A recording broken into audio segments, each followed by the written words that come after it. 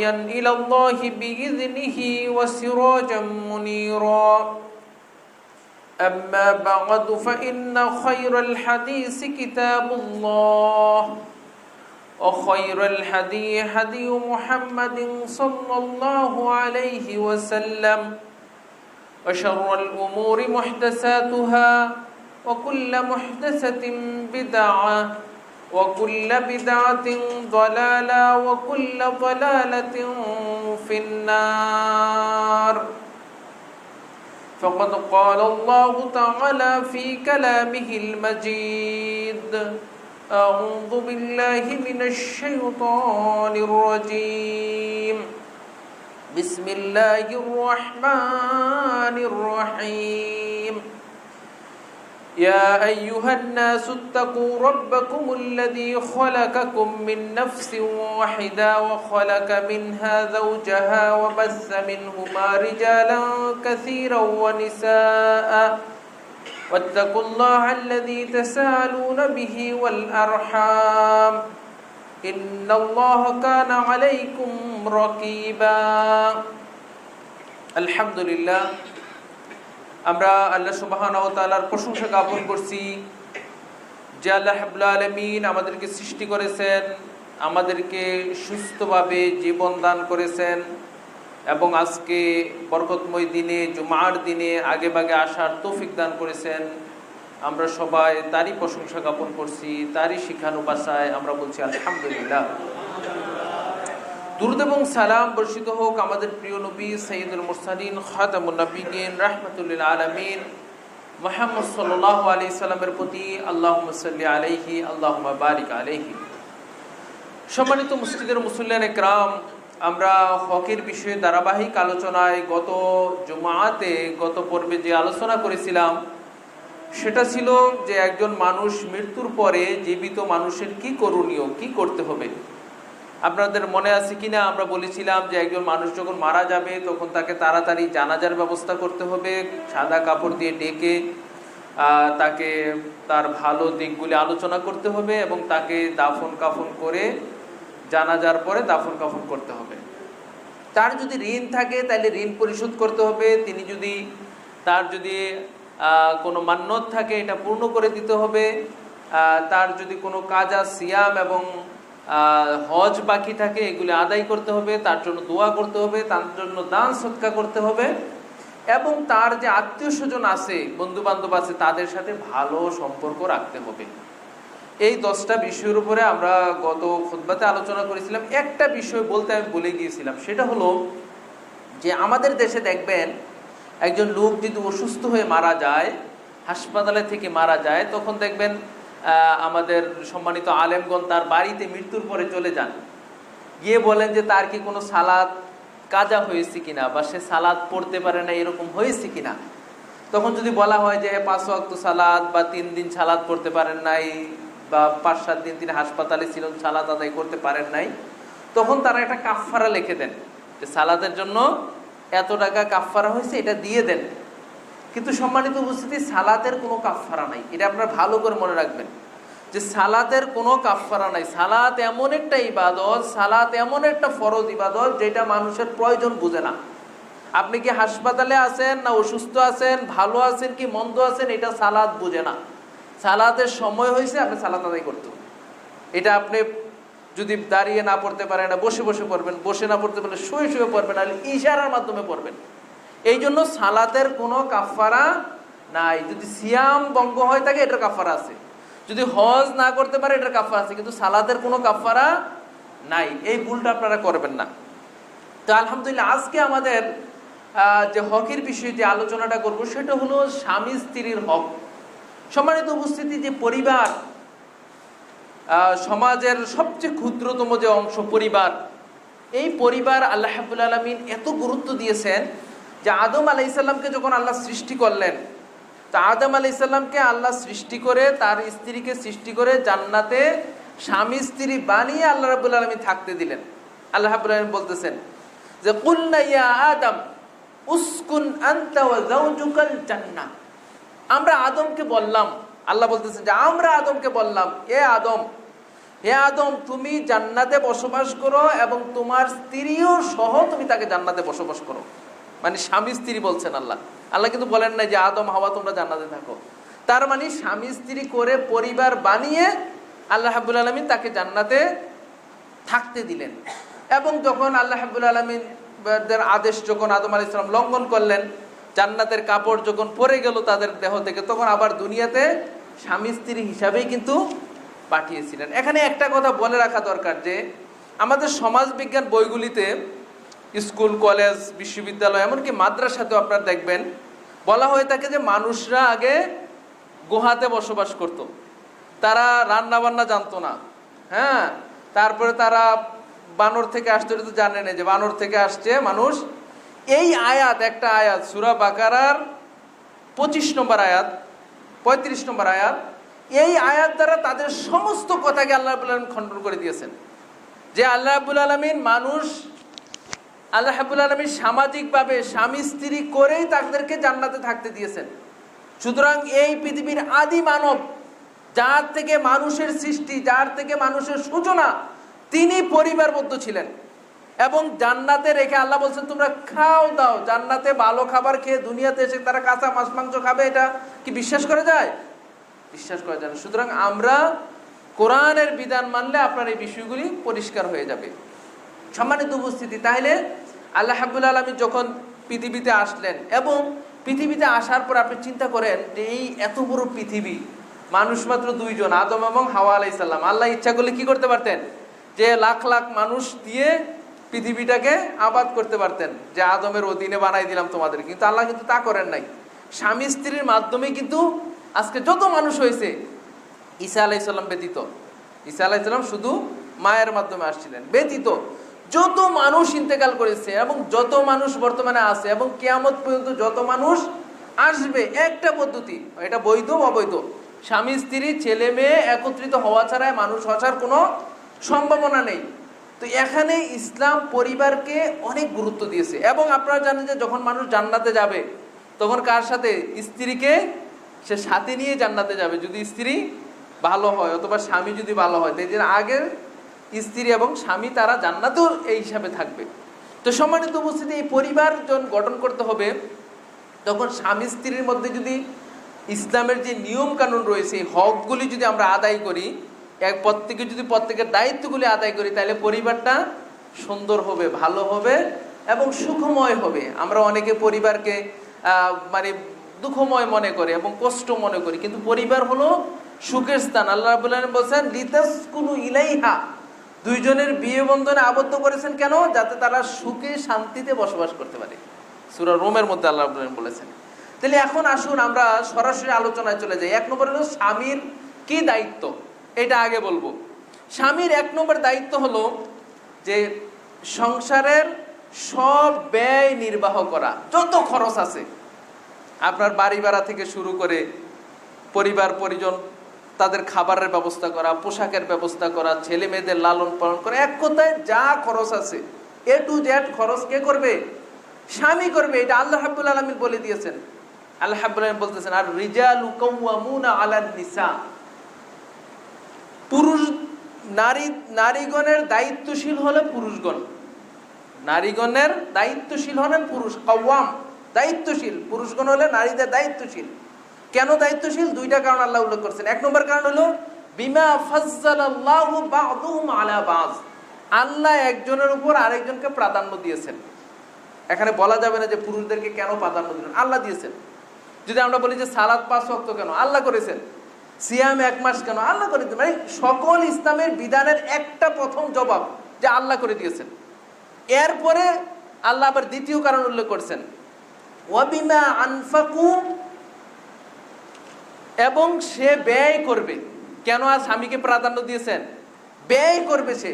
এখানে এসে কিন্তু আমাদের নারী সমাজ যারা বা নারীবাদী যারা বা সমাজ নিয়ে যারা চিন্তা করে, তারা বিষয়টা বুঝতে পারে না। তারা বলে যে স্বামী স্ত্রী সমান সমান, সবাই বাবা থেকে সম্পত্তি সমান পাবে সবাই। কিন্তু আল্লাহ রাব্বুল আলামিন তাকে দায়িত্ব বেশি দিয়েছেন। 1 ভাই 1 বোন, ধরেন বাবা মারা গেছে, 3 লাখ টাকা রেখে গেছে, ভাই কয় লাখ পাবে?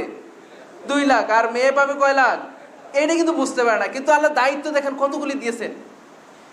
পিতা মারা যাওয়ার পরে এই যে বোনটা লালিত পালনের দায়িত্ব কার? ভাইয়ের উপরে। ভাই যখন বিয়ে করে আরেকটা মেয়ে আনবে, এর দায়িত্ব কার?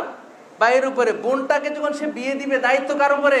ভাইয়ের উপরে। বোনটা যদি আল্লাহ না করুক তালাক হয়, ভাইয়ের কাছে ফিরে আসে, দায়িত্ব কার? এতগুলি দায়িত্ব আল্লাহ দিয়েছেন।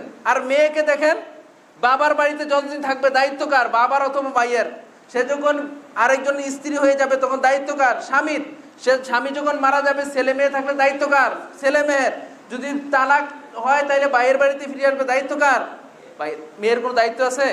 কিন্তু আল্লাহ মেয়েকে সম্মান দিয়েছেন আর পুরুষকে দায়িত্ব দিয়েছেন। এই দিক দিয়ে আমরা এই জন্য বলি যে পুরুষ নারী সমান। সমান মানে একজনকে আল্লাহ দায়িত্ব দিয়েছেন, আরেকজনকে আল্লাহ সম্মান দিয়েছেন। মেয়েকে কি দিয়েছেন? মাকে আল্লাহ সম্মান দিয়েছেন, বাবাকে দায়িত্ব দিয়েছেন। ছেলে মেয়ে এমনকি স্ত্রীর দায়িত্ব কার উপরে? বাবার উপরে। সম্মানিত বুঝছি, এই বিষয়টা বুঝতে হবে। এই জন্য ইসলামের স্বামীর প্রথম দায়িত্ব হলো যে সংসারের যত ব্যয়ভার আছে সমস্ত ব্যয়ভার স্বামী বহন করবে। এমনকি স্ত্রী যদি বাবার বাড়ি থেকে লাখ লাখ টাকার মালিক হয়, কোটিপতিও হয়, স্বামীকে যদি 1 টাকা নাও দেয়, আল্লাহ ধরবে না যে তুমি তোমার স্বামীকে দিলা না কেন। দিলে এহসান হবে। দিলে কি হবে? এহসান হবে। আপনার স্বামী স্ত্রী একসাথে মিলে সংসারটাকে সুন্দর করলো, সেটা এহসান হবে। কিন্তু যদি না দেয় তাইলে কিন্তু স্বামী বলতে পারবে না যে তুমি আমাকে দাও। এমনকি যদি মহারানাও দেয়, মহারানাও দিতে স্বামী ফেরত দিতে কিনা বাধ্য না। ওইটা সে ব্যয় করবে, সে ভোগ করবে, সে তার এটা সম্পদ, সে এটা আল্লাহ রাস্তায় দিতে পারে, সে এটা দিয়ে নিজের অনেক কাজ করতে পারে। তো এইটা হলো 1 নম্বর দায়িত্ব হলো স্বামীর, যে সে যত ব্যয়বার আছে সবগুলো বহন করবে। 2 নম্বর দায়িত্ব হলো যে পরিবারটাকে ইসলামী পরিবেশে গড়ে তুলবে। এটা পিতার দায়িত্ব, স্বামীর দায়িত্ব, যে ইসলামী তার স্ত্রী থেকে শুরু করে তার সন্তান, তার অধীনস্থ যারা আছে, তারা কি ইসলামের পথে চলতেছে না অন ইসলামিক পথে যাচ্ছে, এটা দেখভালের দায়িত্ব হলো, প্রধান দায়িত্ব হলো পিতার। মুআয ইবনে জাবাল রাদিয়াল্লাহু তাআলা আনহু বলতেছেন যে আউসানি রাসূলুল্লাহ সাল্লাল্লাহু আলাইহি সাল্লাম বিআশারা, রাসূলুল্লাহ সাল্লাল্লাহু আলাইহি সাল্লাম আমাকে 10টা বিষয়ের উপরে ওসিয়ত করলেন।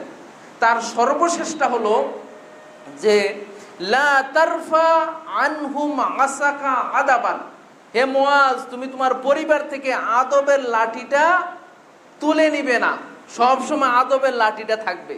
মানে পিতার মেজাজ, পিতার শাসন, পিতার দমক দেখে যাতে পরিবার শান্ত থাকে। আপনি এমন পিতা যে আপনার ছেলে আপনাকে মানে না, তাহলে কিন্তু হবে না। আপনার শাসন থাকবে, আপনার দমক থাকবে, আপনার তার উপর কর্তৃত্ব থাকবে। এইটা হলো পিতা। এটা সব মিশকাতের 61 নম্বর হাদিস। আব্দুল্লাহ ইবনে ওমর রাদিয়াল্লাহু তাআলা আনহু বলেন, রাসূল সাল্লাল্লাহু আলাইহি সাল্লাম বলেছেন, সালাসাতুন কাদ হারামাল্লাহু আলাইহিমুল জান্নাহ, 3 শ্রেণীর লোক আছে যাদের উপরে আল্লাহ জান্নাতকে হারাম করে দিয়েছেন। 1, মুদমিনুল খামার, যে নেশাদার দ্রব্য পান করে। নেশাদার দ্রব্য আপনি যেমন পান করলে সমস্যা হবে, আপনি পরিবারের কর্তা হিসাবে আপনার ছেলে কি করে এটা দেখার দায়িত্ব আপনার। আপনার ছেলে কোথায় যায়, সে কি নেশাদার বন্ধুর সাথে যুক্ত আছে কিনা, তার সাথে তার উঠা বসা আছে কিনা, এইগুলি দেখার দায়িত্ব আপনার পরিবারের কর্তা হিসাবে। এই জন্য রাসূল সাল্লাল্লাহু আলাইহি ওয়াসাল্লাম বলছে 3 শ্রেণীর লোক জান্নাতে যাবে না, যে ব্যক্তি নেশাদার দ্রব্য পান করে। 2 নম্বর ওয়াল আক, পিতামাতার অবাধ্যচারণকারী। পিতামাতার যে অবাধ্য হবে, তাদের কথা শুনবে না, তাদের অধীনে থাকবে না, ওই ব্যক্তিও জাহান্নামে যাবে। আপনার ছেলেকে যদি আপনার অধীনে আনতে চান, আপনার ছেলে যদি মনে করেন যে আপনার কথা শুনুক, তাহলে আপনার উচিত হলো আপনি আপনার পিতার কথা শোনা। ওই যে একটা বিজ্ঞাপনে আমরা দেখেছিলাম যে ছেলে তার পিতামাতাকে বৃদ্ধাশ্রমে দেওয়ার জন্য রেডি হয়েছে, মানে ব্যাগ গোছাচ্ছে যে তাড়াতাড়ি রেডি হোক। তখন তার ছোট্ট মেয়েটা বলতেছে যে বাবা, তোমরা যখন বড় হবা তখন আমি কি তোমাদেরকে বৃদ্ধাশ্রমে রেখে আসবো? ছেলে ছোটটা দেখে কিন্তু শিখতেছে যে আমার বাবা আমার দাদার সাথে কি আচরণ করে, আমার দাদির সাথে কি আচরণ করে, এটা কিন্তু ছোট ছেলে দেখে। আপনি না বুঝলে সে বুঝে। তা আপনি যদি ভালো আচরণ করেন তাহলে ছেলেটা দেখে দেখে শিখে নিবে। এই জন্য পিতামাতার অবাধ্যকারী জান্নাতে যাবে না বলে রাসূল সাল্লাল্লাহু আলাইহি ওয়াসাল্লাম হাদিসের মধ্যে উল্লেখ করলেন। 3 নম্বরে বলছেন আদ-দায়ুস আল্লাযী ইউকিরু আলা আহলিল খাবাসা, দায়ুস জান্নাতে যাবে না। দায়ুসকে যে তার পরিবারে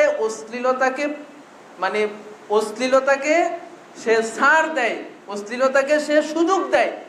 আপনার মেয়ে অশ্লীলভাবে বের হয়ে যাচ্ছে, আপনার মেয়ে অশ্লীল কাপড় বের হয়ে যাচ্ছে, ওড়না না নিয়ে যাচ্ছে, বোরকা না পরে চলে যাচ্ছে, আপনার স্ত্রী মার্কেটে ঘুরে বেড়াচ্ছে, এগুলি যদি আপনি ছাড় দেন তাহলে আপনার পরিবারকে ইসলামী পরিবেশ করলেন না। আপনার ছেলে সে কি ঠিক মতো সালাত আদায় করছে কিনা, সে ঠিক মতো লেখাপড়া করাটা যেমন আপনি দেখেন, সালাত আদায় করছে কিনা, আদব শিখছে কিনা, এটাও আপনার দেখার দায়িত্ব।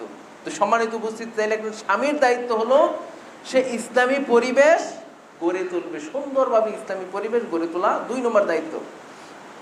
3 নম্বর দায়িত্ব হলো যে পরিবারের সাথে ভালো ব্যবহার করা, ভালো আচরণ করা। মহান আল্লাহ বলেন, ওয়া আশিরুহুন্না বিল মা'রুফ, সূরা নিসার 19 নম্বর আয়াত, ওয়া আশিরুহুন্না বিল মা'রুফ, তোমরা স্ত্রীদের সাথে ভালো আচরণ করো। ফাইন কারিহতুমুহুন্না, যদি তোমরা কোনো বিষয়ে অপছন্দ করো, স্ত্রীর সব যে আপনার পছন্দ হবে এরকম না। তখন আল্লাহ বলতেছেন, আসা আন তাকরাহু শাইআন ইয়াজআলুল্লাহু ফীহি খাইরান কাসীরা, তোমরা হয়তো একটা বিষয় অপছন্দ করতে পারো, কিন্তু তার মধ্যে যে আরো অনেক কল্যাণ রয়েছে, আরো অনেক কল্যাণ যে আরো আল্লাহ তাকে দিয়েছেন, ওইগুলির দিকে একটু তাকাও। আপনার স্ত্রীর একটা জিনিস হয়তো পছন্দ, এই অপছন্দ নিয়ে যদি আপনি তাকে গালমন্দ করেন, আপনি তার সাথে খারাপ আচরণ করেন, আপনি তাকে খোঁটা দেন, আপনি তাকে ওই দোষটা বারবার স্মরণ করিয়ে দেন, তা আল্লাহ বলতেছেন ইয়াজআলুল্লাহু ফীহি খাইরান কাসীরা, আল্লাহ রাব্বুল আলামিন তো তার মধ্যে আরো অনেক গুণ দিয়ে রেখেছেন। তুমি যদি একটা ধৈর্য ধারণ করতে পারো, এইটার উসিলায় আল্লাহ রাব্বুল আলামিন হয়তো তাকে আরো কল্যাণময় করে দিবেন। আপনি এই জন্য মানুষের ভালো দিকটা দেখতে হয়। ইসলামের একটা নিয়ম হলো ওয়ালা তাস্তাবিল হাসানাতু ওয়ালা সাইয়্যা ইদফা বিল্লাতি হিয়া আহসান, সূরা ফুসসিলাতের 34 নম্বর আয়াতে আল্লাহ বলছেন যে কি, যে ভালো মন্দ এক সমান না, কিন্তু তোমরা মন্দকে ভালো দ্বারা প্রতিহত করো। মন্দকে আপনি প্রতিহত করবেন কি দিয়া? ভালো দ্বারা প্রতিহত করো। তাহলে আপনি বলা হয়েছে যে সে আপনার বন্ধু হয়ে যেতে পারে। আপনি যদি মন্দ দ্বারা একজন আপনাকে গালি দিছে, আপনি যদি গালি দেন তাহলে শত্রুতা বাড়বে। একজন আপনাকে সাথে খারাপ ব্যবহার করছে, আপনি যদি খারাপ ব্যবহার করেন শত্রুতা বাড়বে, কিন্তু আপনি ভালো আচরণ করেন।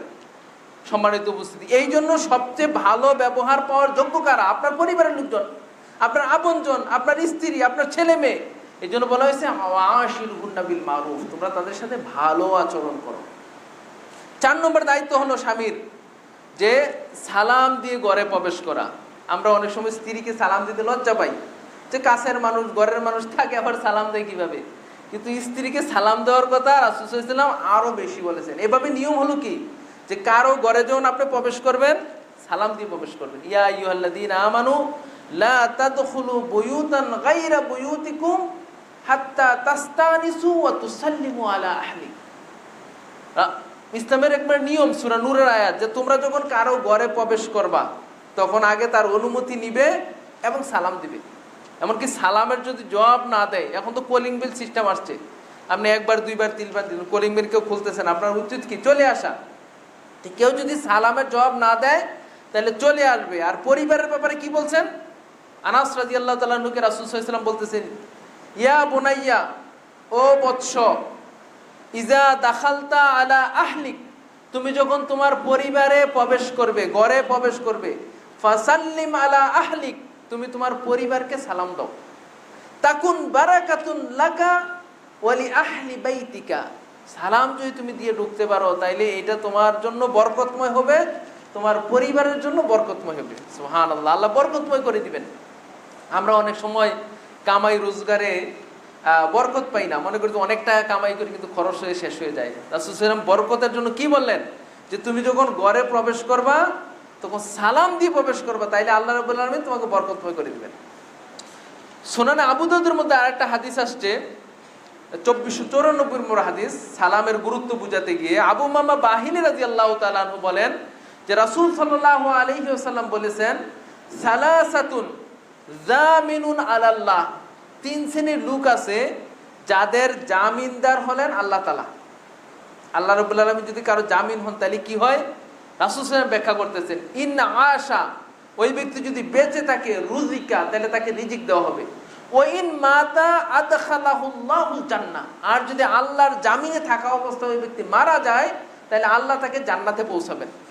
ওই তিন ব্যক্তিকে, এক নম্বর ব্যক্তি রাজুলুন খারাজা ইলাল মসজিদ, কোন ব্যক্তি যদি মসজিদের উদ্দেশ্যে বের হয় হাত্তা ইয়ারজি, ফিরে না আসা পর্যন্ত সে আল্লাহর জামিনে থাকে। সুবহানাল্লাহ, আমরা যারা মসজিদে বের হয়ে আসছি, বাড়ি থেকে বের হয়েছেন মানে আল্লাহর জামিনে, আল্লাহর জিম্মায় আমরা চলে গেছি, ফিরে না যাওয়া পর্যন্ত। দুই নম্বর জামিনদার হলো রাজুলুন খারাজা গাজিয়ান ফি সাবিলিল্লাহ, যে ব্যক্তি যুদ্ধের জন্য আল্লাহর রাস্তায় বের হলো। যুদ্ধের পরিবেশ যেহেতু এখন নাই, আমাদের যুদ্ধ করার মতো আমাদের যেহেতু নেই, সরকার প্রধান নাই, বা তারা আহ্বান করতেছেন, এটা হুকুমে আছে কিন্তু বাস্তবে নাই বর্তমানে। তিন নম্বরটা আছে যেটা আজকের আলোচনার সাথে সম্পৃক্ত। রাসূল সাল্লাল্লাহু আলাইহি ওয়াসাল্লাম বলেছেন রাজুলুন দাখালা ফি বাইতিহি বিসসালাম, ওই ব্যক্তি আল্লাহর নিরাপদে থাকবে যে ব্যক্তি সালাম দিয়ে ঘরে প্রবেশ করবে। সুবহানাল্লাহ, আপনি ঘরে প্রবেশের সময় ঘরে যদি কেউ নাও থাকে, আপনার পরিবার পরিজন নাই, কেউ নাই, হয়তো কেউ আপনার সালাম শুনবে না, তাও সালাম দিবেন, আসসালামু আলাইকুম বলে আমরা ঘরে ডাকবো। তাহলে ঘরে যতক্ষণ থাকবো আমরা কি থাকবো? আল্লাহর জিম্মায় থাকবো, আল্লাহর জামিনের মধ্যে আমরা থাকবো। তাহলে 4 নম্বর দায়িত্ব হলো যে আমরা যখন ঘরে প্রবেশ করব তখন আমরা ঘরের যে অধিবাসী আছে স্বামী হিসাবে আমরা সালাম দিয়ে প্রবেশ করব। 5 নম্বর দায়িত্ব হলো যে ঘরের মধ্যে যতক্ষণ থাকবেন ততক্ষণ পরিবারকে সহযোগিতা করা। অনেকে মনে করে যে আমি চাকরি বাকরি করি, আমি এত কিছু কামাই করি, তো ঘরের কাজ মনে আমার দায়িত্ব না। কিন্তু সর্বশ্রেষ্ঠ রাসূল মুহাম্মদ সাল্লাল্লাহু আলাইহি সাল্লাম পরিবারের সদস্যদেরকে সাহায্য করতেন। মা আয়েশা রাদিয়াল্লাহু তাআলা আনহা বলেন যে রাসূল সাল্লাল্লাহু আলাইহি সাল্লাম যখন ঘরে আসতেন তখন আমাদের কাজে তিনি সহযোগিতা করতেন। নিজের জামা নিজে পরিষ্কার করতেন, নিজের জুতা তিনি নিজে সেলাই করতেন, নিজের কাজগুলি নিজে গুছিয়ে রাখতেন।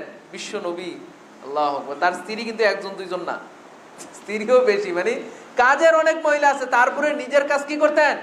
নিজে করতেন, মানে স্ত্রীর জন্য বসে থাকতেন না। এই জন্য আয়েশা রাদিয়াল্লাহু তাআলা বলেন যে তিনি যখন ঘরে আসতেন আমাদের কাজে সহযোগিতা করতেন, যখন আজান দিতেন তখন তিনি সালাতের জন্য বের হয়ে যেতেন। সম্মানিত উপস্থিতি, এই জন্য পরিবারের সদস্যদের কাজে আপনি সহযোগিতা করবেন, এটা আপনার দায়িত্ব। রাসূল সাল্লাল্লাহু আলাইহি ওয়াসাল্লাম করে দেখিয়ে গেছেন। 6 নম্বর দায়িত্ব হলো যে পরিবারের সদস্যদেরকে ক্ষমা করা। একটা হয়তো অন্যায় করে ফেলবে, কিন্তু আমরা অনেকে স্ত্রীকে মারতে পারলে মনে করি যে খুব বাহাদুর পুরুষ, যে স্ত্রীকে মারে, মানে স্ত্রীকে মারতে মারতে একদম বেহুশ করে দিছে, একদম মারতে মারতে অনেক কিছু করে। এইটা কিন্তু কর্তৃত্ব না। আপনার কর্তৃত্বশীল হলো ক্ষমা করে দেওয়া। মহান আল্লাহ রাব্বুল আলামিন বলছে যে মহান আল্লাহ রাব্বুল আলামিন ইয়া আইয়ুহাল্লাযীনা আমানু ইন্না মিন আযওয়াজিকুম ওয়া আওলাদিকুম আদুউল লাকুম, সূরা তাগাবুনের 14 নম্বর আয়াত, যে হে ঈমানদারগণ, নিঃসন্দেহে তোমাদের সন্তান এবং তোমাদের স্ত্রীগণ আদুউল লাকুম, তোমাদের শত্রু, ফাহজারুহুম, তাদের থেকে তোমরা সতর্ক থাকো। শত্রু কিভাবে? এই অর্থে বলছেন যে অনেক সময় দেখা যায় যে আপনি একটা অন্যায় করতে চাচ্ছেন না, কিন্তু পরিবারের চাপে অন্যায়টা করা লাগে। আপনি একটা কাউকে হয়তো মন্দ কথা বলতে চাচ্ছেন না, কিন্তু পরিবারের কারণে, সন্তানের কারণে করতে পারেন। এই জন্য রাসূল সাল্লাল্লাহু আলাইহি ওয়াসাল্লাম বলছেন যে আল ওয়ালাদু মুকবিনাতুন মুজহালাতুন মুজবানা, মানে একটা মানুষ, সন্তান মানুষকে জাহেল বানিয়ে দেয়। জাহেল কি? ধরেন আপনার ছেলে আর একজনের ছেলে ঝগড়া লাগছে, এখন ঝগড়ার মধ্যে দেখা যাচ্ছে আপনার ছেলের দোষ, কিন্তু আপনি এখানে গিয়ে জাহেল হয়ে গেছেন। আপনি মনে করতেছেন কি আপনার ছেলের পক্ষ নিয়ে অন্যকে আপনি দমন করতেছেন, বা তাকে গালি দিচ্ছেন, বা তাকে শাসাচ্ছেন, তারপরে তাহলে জাহেল হয়ে গেলেন আপনি। আরেকবার রাসূল সাল্লাল্লাহু আলাইহি ওয়াসাল্লাম বললেন যে মানুষকে ভীরু বানিয়ে দেয়। যেমন আপনি আপনার সন্তানের মায়ায় অনেক সময় রিস্ক নেন না জীবনের, যে আমি যদি মারা যেতে আমার পরিবারটা কি হবে, আমার সন্তানরা কিভাবে চলবে, মানে ভীরু হয়ে যায় অনেক সময়। রাসূল সাল্লাল্লাহু আলাইহি ওয়াসাল্লাম বলছেন যে অনেক সময় মানুষ ভীরু হয়ে যায়। 3 নম্বর বলছেন যে সন্তানের জন্য মানুষ অনেক সময় কৃপণ হয়ে যায়, কারণ আপনি অনেক সম্পদ জমাচ্ছেন কেন? ছেলে মেয়েদের জন্য।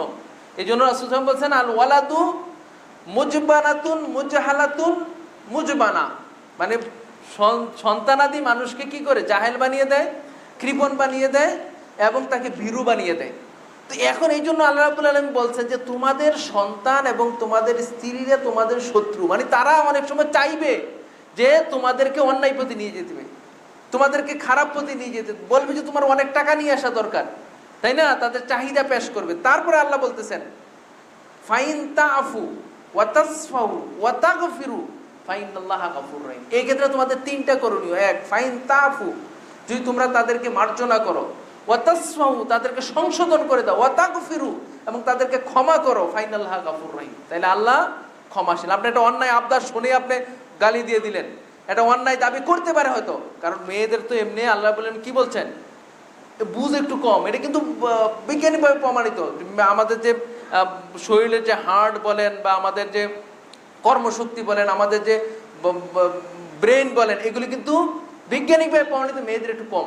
এই জন্য রাসূল সাল্লাল্লাহু আলাইহি ওয়াসাল্লাম কি বলছেন, নিসফুল আকাল, তাদের হলো নিসফুল আকাল এবং নিসফুদ দিন, তাদের আকল হলো কম এবং দিন হলো কম। এটার ব্যাখ্যা রাসূল সাল্লাল্লাহু আলাইহি ওয়াসাল্লাম দিয়েছেন। আকল কম কিভাবে?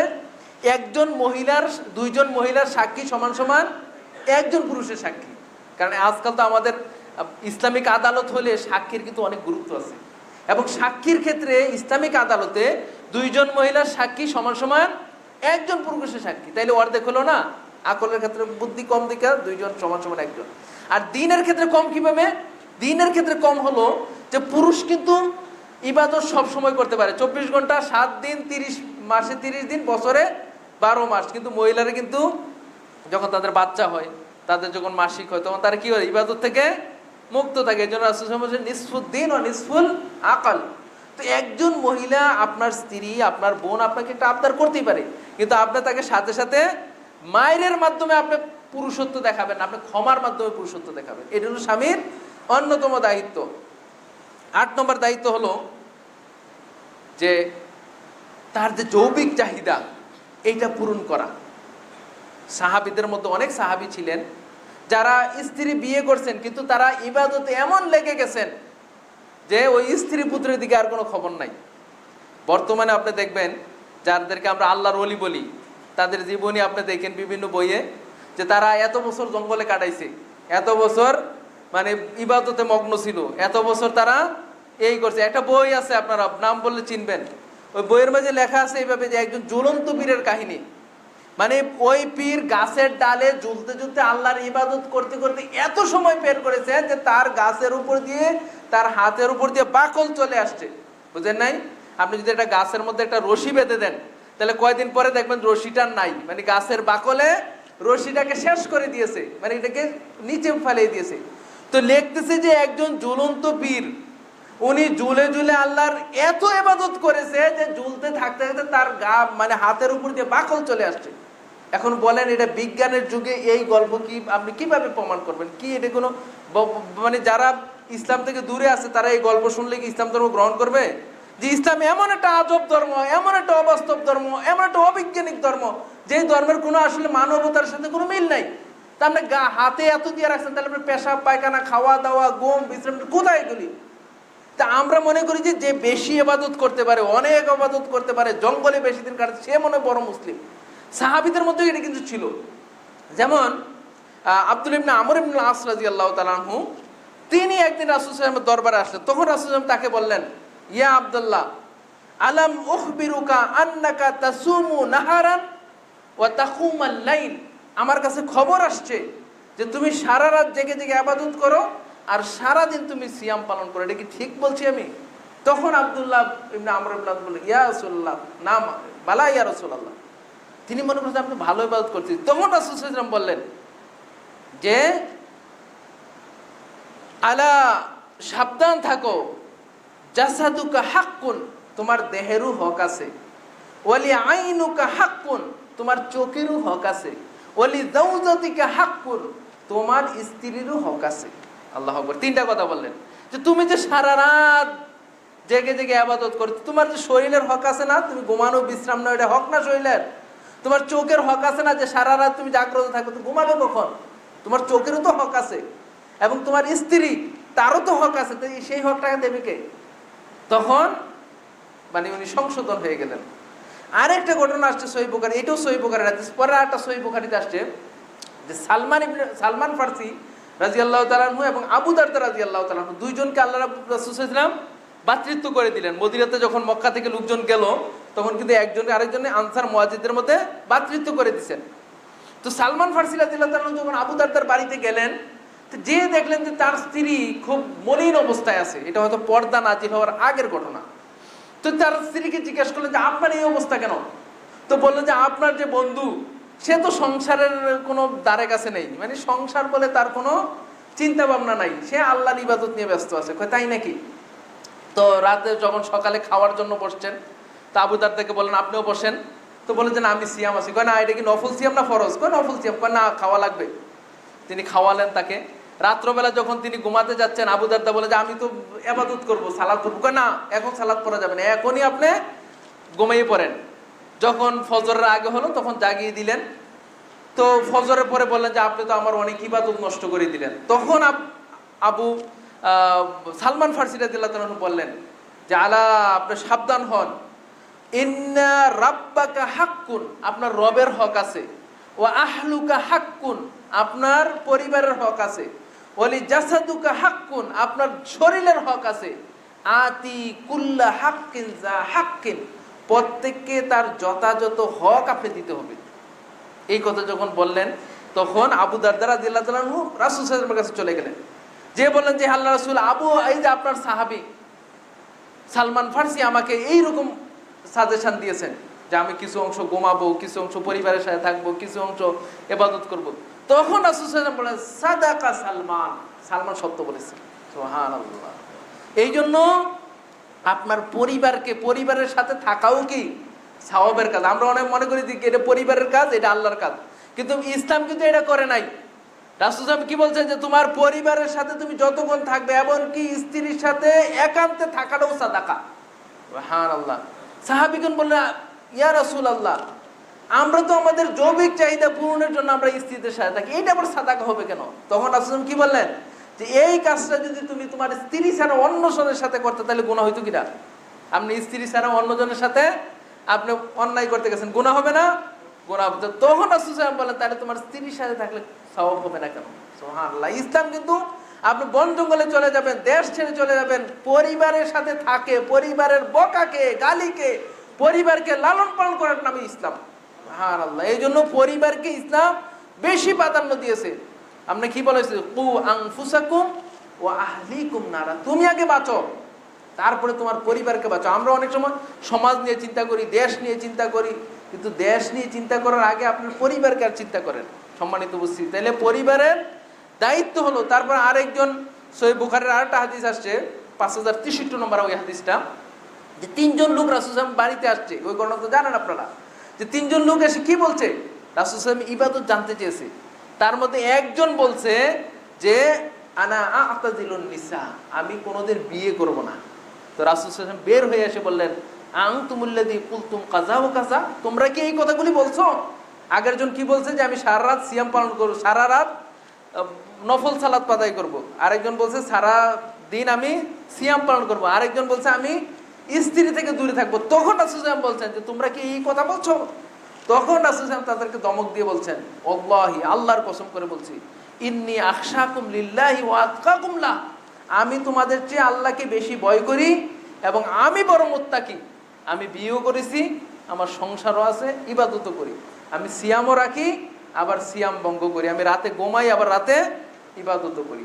তো এই জন্য সম্মানিত উপস্থিতি, আপনার স্ত্রীকে সময় দেওয়া এইটাও আপনার একটা দায়িত্ব এবং ইবাদত, এটা আমাদের গুরুত্ব দিতে হবে। 8 নম্বর যে হকটার কথা বলবো সেটা হলো একাধিক স্ত্রী যদি থাকে তাইলে তাদের মধ্যে সমতা করা। একাধিক স্ত্রী কিন্তু ইসলামে আছে, জায়েজ আছে, আপনার উপর মানে আবশ্যক করে নাই, ফরজ করে নাই যে 2 বিয়ে করতে হবে। কিন্তু কেউ যদি বিয়ে করে তাহলে তাদের মধ্যে মানে সমতা বিধান রাখতে হবে, 2 স্ত্রীকে সমান দেখতে হবে।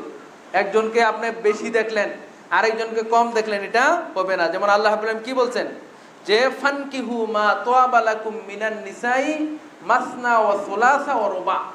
আল্লাহ রাব্বুল আলামিন সূরা নিসার 3 নম্বর আয়াতে বলছেন যে তোমরা তোমাদের পছন্দ মতো 2 জন 3 জন 4 জন বিয়ে করো। তারপরে বলছে ফাইন লাম তাআদিলু ফাওয়াহিদা, যদি মনে করো যে তুমি ইনসাফ করতে পারবে না, একজনের প্রতি বেশি ঝুঁকে যাবে, তাইলে একজনই যথেষ্ট, একজনই থাকো।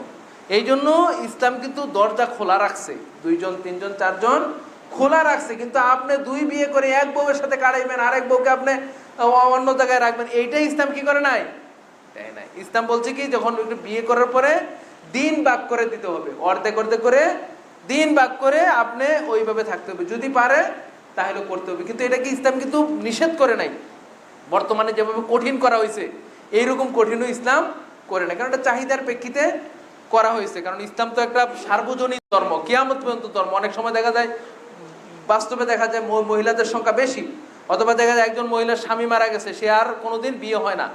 এই বিভিন্ন প্রয়োজনের কারণে ইসলাম বহু বিবাহের প্রবর্তন করেছে। তো আমরা ওই বিষয়ে যাচ্ছি না। সর্বশেষ যে স্বামীর হক, সর্বশেষ স্বামীর হক হলো যে স্ত্রীকে ভালো নসিহত করা, তাকে ভালো উপদেশ দেওয়া। আমরা অনেক সময় কি করি, যে আমরা বিভিন্ন জায়গায় মানুষকে ভালো কথা বললেও, অনেক উপদেশ দিলেও নিজের পরিবারে আমরা উপদেশ দিতে চাই না। আপনি একটা ভালো বই নিয়ে স্ত্রীকে দেন পড়ার জন্য, ভালো একটা আপনার একটা পত্রিকা আছে যে মাসিকা তাহরিক আছে, একটা পড়তে দেন। সে অনেক সময় দেখা যায় মহিলারা কি করে, বাড়িতে কোনো কাজ নাই, ওই 4 জন 5 জন মিলে বসে গল্প করে, মহিলাদের মধ্যে গল্পের আসর জমায়, একজনের দোষ বলে, তখন দেখুন মহিলাদের মধ্যে কিছু দুশ্চর্চাটা বেশি হয়, অমুকে গীবত করতেছে, অমুকে এই করছে সেই করছে। এই সুযোগটা দেওয়ার আগে আপনি তাকে ভালো বই পড়তে দেন, এই কাজগুলি আপনার দায়িত্ব। সম্মানিত উপস্থিতি, আমরা কয়েকটা পুরুষের দায়িত্ব বলছি, আমি আবার বলে দিচ্ছি। 1 নম্বর বলেছি যে পুরুষের দায়িত্ব বা স্বামীর দায়িত্ব হলো সংসারের যত খরচ আছে এগুলি কে করবে, স্বামী করবে। 2 নম্বর হলো যে স্বামী তার পরিবারটাকে ইসলামী পরিবার গড়ে তুলবে, ইসলামিক পরিবার অনুশাসন করে চলবে। 3 নম্বর হলো স্ত্রী এবং সন্তানদেরকে সে ভালো উপদেশ দিবে, ভালো আচরণ করবে, তাদের সাথে ভালো আচরণ করবে। 4 নম্বর হলো যে স্বামী স্ত্রীর মানে যখন প্রবেশ করবে বাড়িতে তখন সালাম দিয়ে প্রবেশ করবে। 5 নম্বরে বলেছি যে তার পরিবারের মধ্যে স্ত্রীর কাজে স্বামী সহযোগিতা করবে। 6 নম্বরে বলেছি যে কোনো অন্যায় করলে, অন্যায় আবদার করবে, এটা ক্ষমা সুন্দর দৃষ্টিতে দেখবে। এবং 7 নম্বরে বলেছি যে স্ত্রীর যৌবিক চাহিদা পূরণ করবে। এবং 8 নম্বরে বলেছি যে স্ত্রীর মধ্যে 8 নম্বরে বলেছি যে স্ত্রীকে ভালো কিছু পরামর্শ দিবে এবং বই পড়তে দিবে। সম্মানিত উপস্থিতি, আল্লাহ রাব্বুল আলামিন যেন আমাদেরকে ভালো স্বামী হিসাবে এই কাজগুলি করার তৌফিক দান করেন। আমিন। সংক্ষিপ্তভাবে এখন আমি বলবো স্ত্রীর কিছু দায়িত্ব। স্ত্রীর 1 নম্বর দায়িত্ব হলো যে স্বামীর আনুগত্য করা। সবচেয়ে দায়িত্ব আল্লাহ রাব্বুল আলামিনের আনুগত্যের পরে স্বামীর আনুগত্য করা। একটা মেয়ের যখন বিয়ে হয়ে যাবে তখন তার পিতামাতা, ভাই বোন সবার চেয়ে আপনজন বা গুরুজনকে স্বামী। এই জন্য রাসূল সাল্লাল্লাহু আলাইহি ওয়াসাল্লাম, আবু হুরায়রা থেকে হাদিস বর্ণিত যে রাসূল সাল্লাল্লাহু আলাইহি ওয়াসাল্লাম বলছেন, লাউ কুনতু আমারান আন তাসজুদা লি আহাদিন, আমি যদি এই পৃথিবীতে কাউকে সেজদা করার অনুমতি দিতাম, লা আমারতু আন তাসজুদাল জাওজাহা, তাইলে আমি মহিলাকে আদেশ দিতাম সে যেন তার স্বামীকে সেজদা করে। সুবহানাল্লাহ। তাইলে দেখেন সেজদার স্থানে, অথচ কাউকে কিন্তু সেজদা করা যায় না। তাহলে এই হাদিস দ্বারা প্রমাণিত হয় যে পৃথিবীতে আল্লাহ ছাড়া কারোকে আর সেজদা করা, আমরা যে মাজারের সেজদা দেখি, এটা এই হাদিস দ্বারা নিষেধ হয়। যে যদি সেজদার একমাত্র প্রাপ্য হতো তাহলে স্বামী প্রাপ্ত হতো। সকল স্ত্রীদেরকে বলে দিত তোমরা তোমার স্বামীদেরকে সেজদা দিতা। স্বামীরা যেহেতু সেজদা পাওয়ার যোগ্য না, তাহলে পৃথিবীতে আল্লাহ ছাড়া আর কোনো গায়রুল্লাহর কোনো সেজদা হতে পারে না। কোনো মাজার, কোনো কবর, কোনো আপনার গাছ, কোনো কিছু সেজদা পাওয়ার যোগ্য না। তাইলে স্ত্রীর দায়িত্ব হলো স্বামীর আনুগত্য করা। আনাস রাদিয়াল্লাহু তাআলা আনহু বলেন, রাসূল সাল্লাল্লাহু আলাইহি ওয়াসাল্লাম বলেছেন, আল মারআতু ইযা সাল্লাত খামসাহা ওয়া সামাত শাহরাহা ওয়া আতাআত বালাহা ওয়া আহসানাত ফারজাহা। কোন মহিলা যদি 4টা কাজ করে, 1 5 ওয়াক্ত সালাত, 2 রমজান মাসের সিয়াম, 3 নিজের লজ্জাস্থানকে হেফাজত করা, 4 স্বামীর আনুগত্য করা, তাদখুলুল জান্নাতু আইয়ু বাবিন শাআ। কিয়ামতের দিন আল্লাহ রাব্বুল আলামিন তাকে 8টা জান্নাতের যে কোনো জান্নাত দিয়ে প্রবেশ করার অনুমতি দিবেন। 8টা জান্নাতের যে কোনো দরজা দিয়ে সে জান্নাতে প্রবেশের অনুমতি পাবে। এই জন্য স্ত্রীদের, আমি আগে বলছি না যে স্ত্রীদের দায়িত্ব কম, কিন্তু তার সম্মান অনেক বেশি। দায়িত্ব মাত্র 4টা দায়িত্ব দিচ্ছেন, সিয়াম পালন করা, সালাত, নিজের লজ্জাস্থানকে হেফাজত আর স্বামীর আনুগত্য করা। এই 4টা কাজ করতে পারলে যে কোনো দরজায় যে জান্নাতে যেতে পারবে। সুবহানাল্লাহ। তাহলে 1 নম্বর দায়িত্ব কি বললাম? স্বামীর আনুগত্য করা।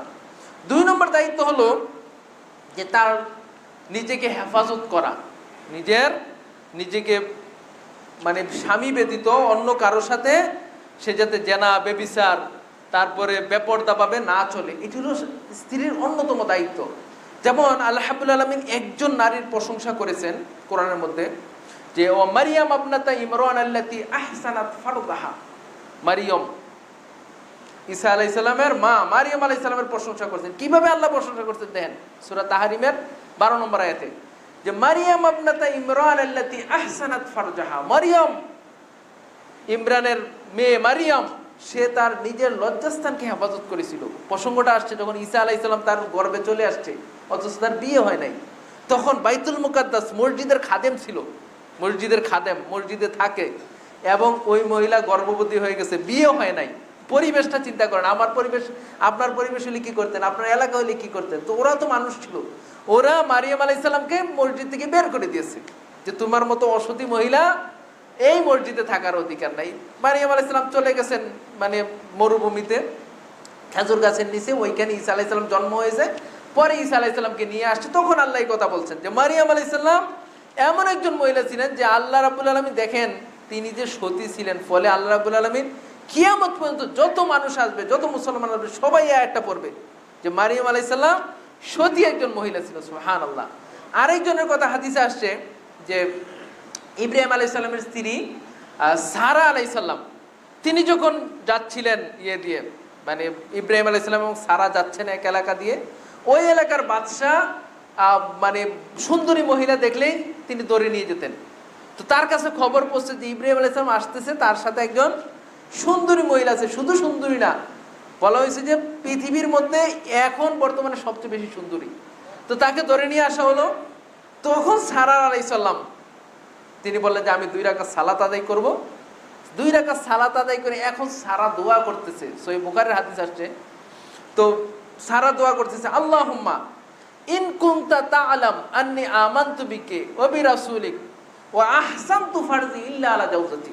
3টা কথা বলছে, হে আল্লাহ তুমি যদি জানো যে আমি তোমার প্রতি বিশ্বাস করেছি এবং তোমার নবী ইব্রাহিমের প্রতি বিশ্বাস করছি, এবং আমি আমার লজ্জাস্থানকে আমার স্বামী ব্যতীত কাউকে ব্যবহার করতে দেইনি, তাহলে তুমি ফালা তুসাল্লিত আলাইয়াল কাফির, কাফের যাতে আমার উপর পরাস্ত না করতে পারে আমাকে। সুবহানাল্লাহ। এই দোয়া পড়ার সাথে সাথে তখন ওই যে বাচ্চা ছিল সাথে সাথে মিগিরুগির মতো মরে যাবে অবস্থা। তখন সারা আলাইহিস সালাম আবার দোয়া করতেছেন, হে আল্লাহ এখন যদি সে মারা যায় তাহলে বলবে যে এই মহিলাই মেরে দিয়েছে, কারণ এই ঘরে তো আর কেউ নেই, আমি আর ওই পুরুষ আছি। আমি যদি ওকে মেরে দেই, এখন তুমি যদি ওকে মেরে দাও, তাহলে লোকজন বলবে যে সারা মেরে দিয়েছে। আবার লোকটা ভালো হয়ে গেল। এইবার 3 বার একই অবস্থা হলো। পরে সারাকে ওই বাচ্চা বললো যে তো কি নিয়ে আসছো তোমরা, এই তো মহিলা নাই, তো মনে হচ্ছে মানে জাদুকর বা অন্য কিছু, আমি তো এই অবস্থা। তখন সারা আলাইহিস সালামের সাথে হাজেরাকে উপহার দিয়েছিলেন। হাজেরাকে যে আসছেন যে ইসমাইল আলাইহিস সালামের মা, ওই জায়গা থেকে কিন্তু উপহার পেয়েছিলেন ইব্রাহিম আলাইহিস সালাম। পরে চলে আসছে। তাহলে দেখেন যে নিজের লজ্জাস্থান,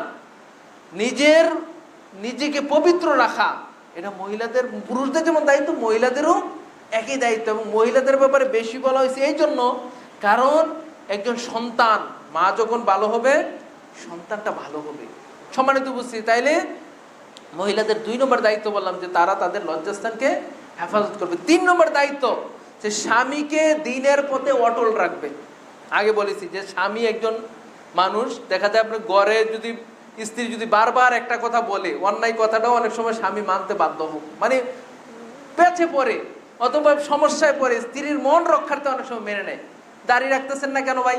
বলে আপনার ভাবি পছন্দ করে না, মানে স্ত্রী পছন্দ করে না এই জন্য দাড়ি রাখে না। অনেক লোক আছে স্ত্রীর কারণে, যে স্ত্রী পছন্দ করে না অনেক সময়। এই জন্য স্ত্রীর প্রধান দায়িত্ব হলো বা অন্যতম দায়িত্ব হলো স্বামীকে দ্বীনের পথে রাখা। তিনি বলবেন, স্ত্রী, আদর্শ স্ত্রী বলবেন যে আপনি যত কম টাকায় কামাই করেন হালালের পথে, ওইটাই আমাদের জন্য যথেষ্ট, অন্যায় পথে যাওয়া যাবে না, আমরা কিন্তু আপনার অন্যায়ের ভাগ নেব না। এটা যদি স্ত্রী বলে দেয় যে আপনি চুরি করেন, ডাকাতি করেন, আমরা আপনার অন্যায়ের ভাগ দিতে রাজি না, আমরা কম খাবো, অল্প খাবো, কিন্তু হালাল খাবো, এটা যদি বলে দেয় অনেক পুরুষ ঠিক হয়ে যাবে। রাসূলুল্লাহ সাল্লাল্লাহু আলাইহি সাল্লাম যখন নবুয়ত পেলেন, হেরা গুহা থেকে বাড়িতে আসলেন, সহিহ বুখারীর 3 নম্বর হাদিস, যে রাসূল সাল্লাল্লাহু আলাইহি ওয়াসাল্লাম বললেন লাকাদ খাশিতু, আমি ভয় করতেছি যে আমি হয়তো মরে যাব। তখন খাদিজা রাদিয়াল্লাহু তাআলা আনহা বলতেছেন ওয়াল্লাহি, আল্লাহর কাল্লা, কখনো নহে, ওয়াল্লাহি মা ইয়াখজিকাল্লাহু আবাদান। কতগুলি তাকিদ দিয়েছেন স্ত্রী, দেখেন যে 1 নম্বর তাকিদ হলো কাল্লা, কখনো নহে, ওয়াল্লাহি 2 নম্বর থেকে ওয়াল্লাহি, আল্লাহর কসম করে বলছি, শেষে বলছে আবাদা, কখনো আপনি অপদস্থ হবেন না। খাদিজা রাদিয়াল্লাহু তাআলা না তখন যদি বলতেন যে ঠিকই আমার সম্পদ নিয়ে আপনি ব্যয় করেছেন, এত সম্পদ উড়াইছেন, মানুষকে দিচ্ছেন, তো এই অবস্থায় তো হওয়ার কথা। আমাদের স্ত্রীর কি বলতো, এই অবস্থায় তো হওয়ার কথা আপনার, যে আপনি ভয় পাইবেন না তো কি হইবে। কিন্তু তিনি কি বলছেন যে কখনো নয়, আপনি কখনো অপদস্থ হবেন না। কেন? ইন্নাকা লা তাসিলুর রাহমা, কারণ আপনি আপনার আত্মীয়দের সাথে ভালো আচরণ করেন। ওয়া তাহমিলুল কাল্লা, যিনি বোঝা উঠাইতে পারেন না তাকে আপনি বোঝা উঠিয়ে দেন। ওয়া তাকসিবুল মাদুম, যিনি উপার্জন করতে পারেন না তাকে আপনি উপার্জন করে দেন। সুবহানাল্লাহ, আপনি ভালো কাজগুলি করেন, সুতরাং আপনি কখনো অপদস্থ হবেন না। এই জন্য স্ত্রী যদি আপনার কাছে সহযোগিতা করে, সাহস দেয়, বুদ্ধি দেয়, পরামর্শ দেয়, তাইলে পুরুষ আরো সামনে এগিয়ে যেতে পারে। অনেক ঘটনা আছে যে স্ত্রীরা কিভাবে আপনার মানে স্ত্রীদের কাছে থাকলে বা ভালো থাকলে যে মানুষ ভালো কাজ করতে পারে। একটা ঘটনা দেখেন, সহিহ বুখারীতে আসছে যে রাসূল সাল্লাল্লাহু আলাইহি সাল্লামের কাছে একবার মেহমান আসছে। তা আসার পরে রাসূল সাহেব তার স্ত্রীদেরকে পাঠাইছেন যে দেখো তো কোনো খাবার টাবার আছে কিনা মেহমানকে দেওয়ার মতো। তো কোনো খাবার পাওয়া যায় নাই। বলছে যে মেহমানদারি করার মতো কোনো খাবার আমাদের বাড়িতে নাই। আবু তালহা রাদিয়াল্লাহু তাআলা তিনি বলেন যে ঠিক আছে, আমাকে মেহমানটা দিয়ে দেন। বাড়িতে গেছেন, যাওয়ার পরে তার স্ত্রীকে বলছেন যে আল্লাহ রাসূলের মেহমান নিয়ে আসছি। স্ত্রী বলতে যে এমন খাবার আছে, একজনের খাবার আছে, যদি বাচ্চাদেরকে খাবার দেয় তাহলে আমরা 2 জন উপাস থাকতে হবে। এখন মেহমান কি করা যায়? আল্লাহু আকবার। আমাদের স্ত্রী হলে কি বলতো, দমকের সুরে থাকা যায় তো। ওই স্ত্রী বলতেছে যে আপনি চিন্তা করবেন না, আমি বাচ্চাদেরকে ঘুমাই দিতেছি। খাবার কয়জনের? একজনের। আমি বাচ্চাদেরকে ঘুম পাড়াই দিচ্ছি, আপনি মেহমানের সাথে বসবেন। যখন মেহমানকে খাবার দেব তখন কৌশলে বাতিটা নিভিয়ে দেব, কারণ বাতি দেখলে তো বুঝবে যে আপনি খাচ্ছেন না সে খাচ্ছে। আপনি শুধু অভিনয় করবেন যে আপনি খাচ্ছেন, অভিনয় করবেন, আর খাইবে কে? মেহমান। আল্লাহু আকবার। একই ঘটনা ঘটলো যে স্ত্রী মানে বাতি নিভিয়ে দিল, বললো যে তেল তো আমাদের নাই, তো বাতি ছাড়াই খেয়ে ফেলি। মেহমান খাচ্ছে আর আবু তালহা অভিনয় করতেছে। সুবহানাল্লাহ। সকালবেলা রাসূল সাল্লাল্লাহু কাছে গেছেন, রাসূল সাল্লাল্লাহু বলেন যে আবু তালহা কি কাজ করেছো? আল্লাহ দেখে তোমাদের কথা হেসে ফেলেছে, তোমাদের কাজ দেখে আল্লাহ হেসে ফেলেছে।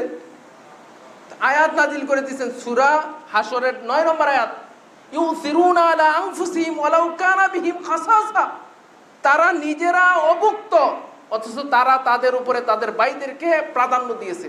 সুবহানাল্লাহ। তাহলে স্ত্রী যদি আপনার সাথে না থাকে এই করা কি সম্ভব হবে?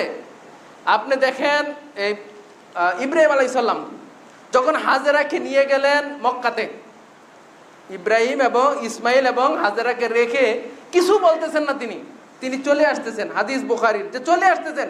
আইনা তাযহাব ইব্রাহিম, ইব্রাহিম আপনি কোথায় যাচ্ছেন? তারাকনা আলা ওয়াদি লাইসা তাআমুন ওয়ালা শাই। হাজেরা পিছন দিক থেকে বলতেছে ইব্রাহিম আপনি কোথায় যাচ্ছেন? আমাদের এখানে খাবার নাই, পানি নাই, লোকজন নাই, চতুর্দিকে দুধু মরুভূমি, কিভাবে থাকবো আমরা? চলে যাচ্ছেন, বারবার বলতেছেন হাজেরা। তখন কিছুই যেহেতু ইব্রাহিম বলতেছেন না, তখন বলতেছেন আমারাকাল্লাহ, আল্লাহ আপনাকে আদেশ দিয়েছে? তখন তিনি বলেন বালা, এই একটা কথা বলে চলে আসছেন। তখন হাজেরা বলছিলেন যে ওয়াল্লাহি লা ইউযায়্যিরুনা, আল্লাহ যদি আদেশ দেন তাহলে আল্লাহ আমাদেরকে ধ্বংস করবেন না। সুবহানাল্লাহ। হাজেরা যদি ওইদিন বলতেন যে আপনার সন্তান, আপনার সতীন আছে, তখন কিন্তু 2, ওই যে বললাম আগে সারা আর পরে হাজেরার ঘরে সন্তান আসছে। এখন যদি হাজেরা বলতে পারে যে আপনার সতীনের কাছে চলে যাচ্ছেন, আমাদেরকে সন্তান হয়ে গেছে, এখন রেখে যাচ্ছেন, আমাদেরকে মারার বুদ্ধি, তাইলে হয়তো ইতিহাস কিরকম হতো আল্লাহ ভালো জানেন। কিন্তু ওই ইতিহাস আজকে মক্কা সৃষ্টি। এবং হাজেরা আল্লাহ রাব্বুল আলামিন এত মর্যাদা দিয়েছেন যে তার প্রতিটা কাজ হাজিরা করে। আল্লাহু আকবার। এই যে জমজম কূপ তৈরি হয়েছে, তারপরে যে তিনি সাফা মারোয়া পাহাড়ের মধ্যে দৌড়াদৌড়ি করছে, সবগুলি কার থেকে আসছে? হাজেরা থেকে। এই স্বামী স্ত্রী যদি এভাবে সঙ্গ না দেয় তাইলে ইতিহাস সৃষ্টি হয় না। সুতরাং এই জন্য স্ত্রীর প্রধান দায়িত্ব হলো স্বামীর ভালো কাজে কি করবে? সে সহযোগিতা করবে। সম্মানিত উপস্থিতি, সময় শেষের দিকে স্ত্রীর 4 নম্বর দায়িত্ব হলো সে সন্তানদেরকে লালন পালন করবে। আমাদের মহিলারা একটু শিক্ষিত হইলে তারা চাকরি করতে চায়, কিন্তু আপনার ঘরে যে কত চাকরি, আপনার ঘরে যে কত দায়িত্ব, আপনাকে যে আল্লাহ রাব্বুল আলামিন ঘরে কত দায়িত্ব দিয়েছেন। আল্লাহ রাব্বুল আলামিন বলছেন ওয়াসাইনাল ইনসানা বিওয়ালিদাইহি হামালাতহু উম্মুহু ওয়াহনান আলা ওয়াহনিন ওয়া ফিসালুহু ফি আমাইন আনিশকুরু লি ওয়া লিওয়ালিদাইয়া ওয়া ইলাইয়াল মাসির। সূরা লোকমানের 14 নম্বর আয়াতে আল্লাহ বলতেছে যে আমি মানুষদেরকে ওসিয়ত করতেছি যে তারা যাতে তাদের পিতামাতার প্রতি ভালো আচরণ করে। কেন ভালো আচরণ করবে? হামালাতহু উম্মুহু ওয়াহনান আলা ওয়াহনিন, তার মা তাকে কষ্টের পর কষ্টে গর্ভধারণ করেছে। অফিসালুহু ফি আমাইন, এবং 2 বছর দুধ পান করিয়েছে। তাইলে স্ত্রীর দায়িত্ব হলো তাদের সন্তানকে লালন পালন করা। এই জন্য কিন্তু তাকে মর্যাদা দিয়েছে। কারণ দেখেন যে সন্তানের যে বিষয়টা, এটা কিন্তু পুরুষ কখনো পারবে না। আপনি যদি বলে যে স্ত্রীর এতদিন গর্ভধারণ করছে এখন পুরুষরা করবে, এটা কি পারবে? পারবে না। প্রসবের যে যন্ত্রণা, এটা কিন্তু পুরুষরা কখনো মানে সহ্য করে নাই। সন্তানদেরকে দুধ পান করানো, এটা কখনো করে না। এই 3টা কারণে আল্লাহ রাব্বুল আলামিন মাকে সম্মান দিয়েছেন। কিন্তু আজকাল দেখা যায় আমাদের মহিলাগণ মানে সন্তানের এই হকগুলি অনেক সময় আদায় হয় না। আপনি ডে কেয়ারে রাখলেন, আপনি বুয়ার কাছে রাখলেন, এটা কি হলো? এটা কিন্তু তখন সন্তান আপনার চরিত্র পায় না, সে পায় কার চরিত্র? বুয়ার চরিত্র পায়। সে ডে কেয়ারে যা দেখে ওই চরিত্র হয়। এই জন্য একজন মহিলার প্রধান দায়িত্ব হলো তার সংসার গোছানো, সংসারকে সে পরিচালনা করবে। 5 নম্বর দায়িত্ব হলো তার স্বামীর যে সম্পদ আছে, তার স্বামীর যে পরিবার আছে, এটাকে সে পরিচালনা করা, গুছিয়ে রাখা। যেমন রাসূল সাল্লাল্লাহু আলাইহি ওয়াসাল্লাম এক লম্বা হাদিসের মধ্যে বলছেন যে কুল্লুকুম রাইন ও কুল্লুকুম মাসউলুন আন রাইয়াতিহি, প্রত্যেকে দায়িত্বশীল আর প্রত্যেককে তার দায়িত্ব সম্পর্কে জিজ্ঞাসা করা হবে। বলতে বলতে এক পর্যায়ে রাসূল সাল্লাল্লাহু আলাইহি ওয়াসাল্লাম বলছেন আল মারআতু রাইয়াতুন, একজন মহিলা দায়িত্বশীলা, সে তার স্বামী এবং তার সন্তানদের দেখাশোনা করবে। সুবহানাল্লাহ, একজন মহিলার এইগুলি দায়িত্ব। তো সম্মানিত উপস্থিতি, মহিলাদের যে বিষয়গুলি বললাম, 5টা দায়িত্বের কথা বলছি। 1 নম্বর দায়িত্ব হলো তারা তাদের স্বামীর আনুগত্য করা, মানে স্বামীর অধীনে থাকা। 2 নম্বর হলো তারা তাদের লজ্জাস্থানকে হেফাজত করা। 3 নম্বর দায়িত্ব হলো তারা স্বামীকে দ্বীনের পথে অটল রাখা। এবং 4 নম্বর দায়িত্ব হলো যে সন্তানদেরকে লালন পালন করা। এবং সর্বশেষ দায়িত্ব হলো স্বামীর সংসার, স্বামীর সম্পদ, স্বামীর সন্তানাদিকে দেখাশোনা করা। আল্লাহ রাব্বুল আলামিন আমাদের মা বোনদেরকে এই দায়িত্বগুলি পালন করার তৌফিক দান করুক। আল্লাহ রাব্বুল আলামিন যেন আমরা আমাদের সঠিক দায়িত্বগুলি সঠিক সময়ে সঠিকভাবে পালন করে তার বান্দা হওয়ার এবং তার রেজামন্দি হাসিল করার এবং জান্নাত লাভ করার তৌফিক দান করেন। আল্লাহুম্মা আমিন। সুবহানাকাল্লাহুম্মা বিহামদিকা আশহাদু আল্লা ইলাহা ইল্লা আনতা আস্তাগফিরুকা ওয়া আতুবু ইলাইক। আল্লাহুম্মা সাল্লি আলাইহি আল্লাহুম্মা বারিক আলাইহি।